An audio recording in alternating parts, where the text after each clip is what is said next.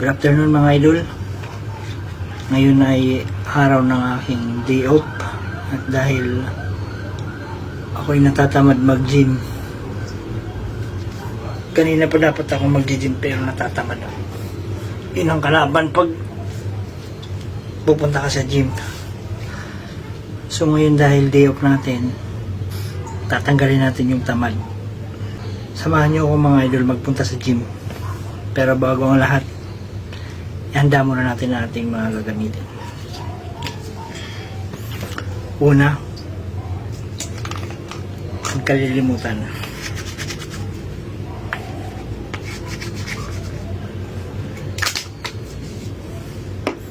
Pangalawa,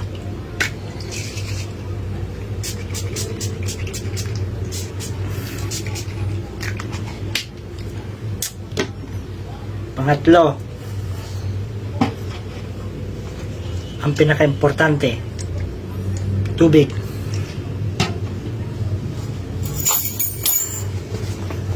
Pang-apat, yung lagayan ng tubig.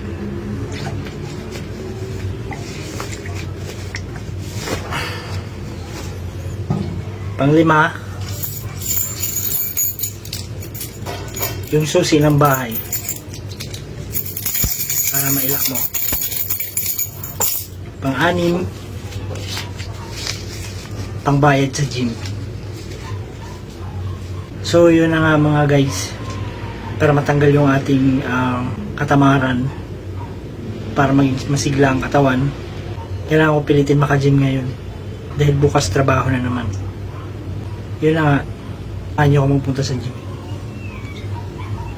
At huwag natin kalilimutan magdala ng ekstrang damit mga idol pag tayo pupunta sa gym. Meron tayong pagpapalitan ng damit pag pauwi. Let's go!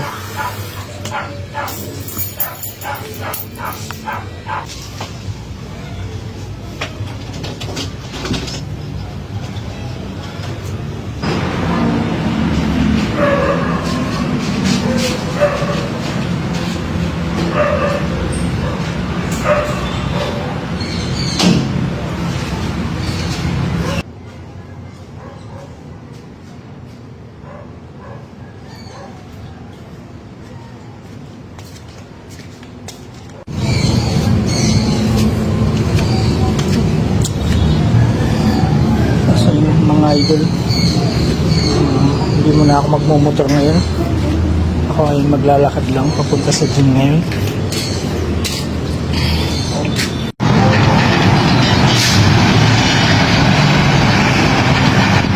So ito na tayo mga idol, papunta na tayo ngayon sa gym. Hindi ka alam kung bakit mas gusto ng karamihan mag-gym, yung mga mahilig mag-gym, gym sa gabi. Well, siguro pagkatanghali mainit, hindi kagaya paggabi. Maraming nag-gym sa gabi pero mas maganda talaga mag-gym pagka gabi sa araw. Ewan ko lang, maraming nag-gym ngayon.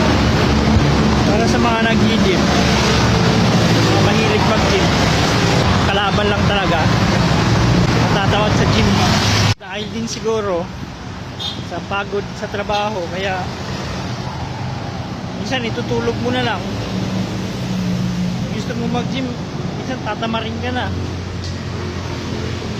Kaya kailangan mong pilitin ang katawan mo. Talagang mahilig ka sa gym, kailangan mo talaga mag-gym.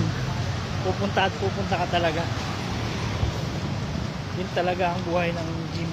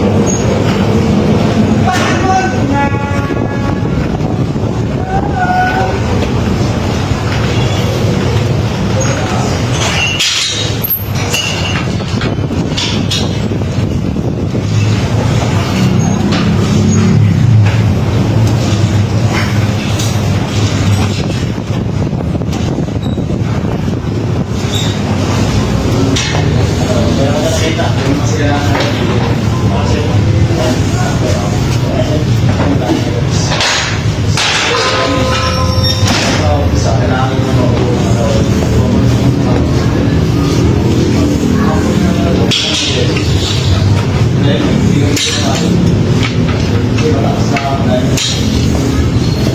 yung para. Ang isa,